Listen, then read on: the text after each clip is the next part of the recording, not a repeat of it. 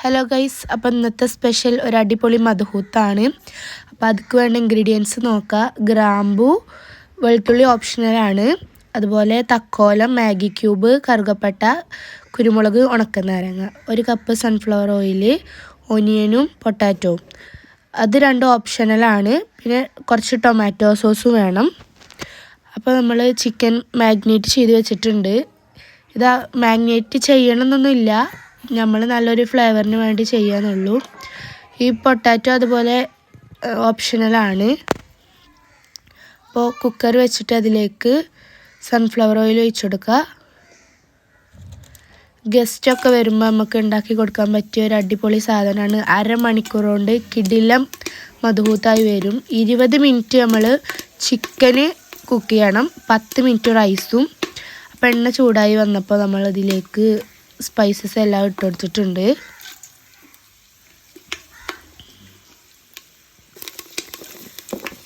കുരുമുളക് ഇട്ട് കൊടുത്തിട്ടുണ്ട്. വെളുത്തുള്ളിയൊക്കെ ഓപ്ഷണലാണ് കേട്ടോ, നമ്മളൊരു ഫ്ലേവറിന് വേണ്ടിയിട്ട് ഇട്ട് കൊടുക്കുകയെന്നുള്ളൂ. ഇനി നമുക്ക് ആ ടൊമാറ്റോ പേസ്റ്റ് ഒഴിച്ചു കൊടുക്കുക.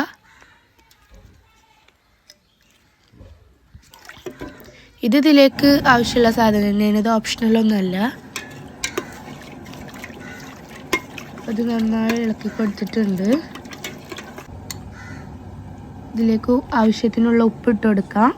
മധുഹൂത്ത് മസാല ഇട്ട് കൊടുക്കുക, ഒരു 2 ടീസ്പൂൺ ഇട്ട് കൊടുക്കുന്നുണ്ട്.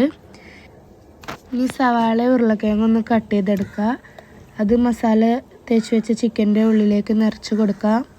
ഈ മസാല തേക്കൽ വേണമെന്ന് വെച്ചാൽ മാത്രം തേച്ചാൽ മതി, കാരണം അതങ്ങനെ ഇടലാണ് അതിൻ്റെ ഒരു ട്രഡീഷണൽ രീതി. അത് നിറച്ച് വെച്ച് കൊടുത്തിട്ടുണ്ട്.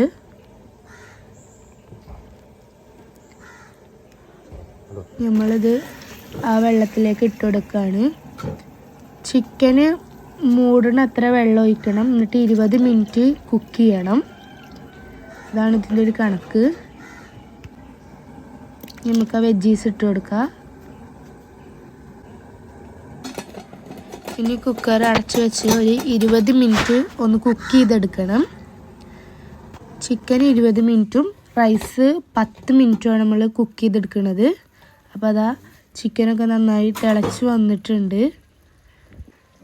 നമുക്ക് ഇതിലേക്ക് ബസ്മതി റൈസ് ഇട്ട് കൊടുക്കാം. ഇതിലേക്ക് ബസ്മതി റൈസ് തന്നെ ആഡ് ചെയ്യണം, എന്നാലേ അതിൻ്റെ ഒരു ടേസ്റ്റ് കിട്ടുക. നമ്മൾ റൈസ് ഇട്ട് കൊടുത്തിട്ടുണ്ട്. റൈസ് ഇട്ട് കഴിഞ്ഞ് നമ്മൾ 10 മിനിറ്റ് കുക്ക് ചെയ്യാണ്. കുതിർത്താൻ വെച്ചിട്ടുണ്ടായിരുന്നു ആദ്യം റൈസ് ഒരു 5 മിനിറ്റോളം. അപ്പോൾ അതാ നമ്മൾ അടിപൊളി മധുഹൂത്ത് റെഡിയായി വന്നിട്ടുണ്ട്. നമുക്ക് സെർവ് ചെയ്യാം. ചിക്കനൊക്കെ കണ്ടോ, നന്നായിട്ട് വെന്ത് വന്നിട്ടുണ്ട്. അപ്പോൾ ചിക്കൻ നല്ലോണം സ്മൂത്തായി വന്നിട്ടുണ്ട്, നല്ല കുനുകുനുവനായിട്ടുണ്ട്. എല്ലുമെന്നൊക്കെ ഫുള്ള് വേറിട്ട് പോരുന്നുണ്ട്. അപ്പോൾ അതാണ് നമ്മളെ മധുഹൂത്ത് റെസിപ്പി.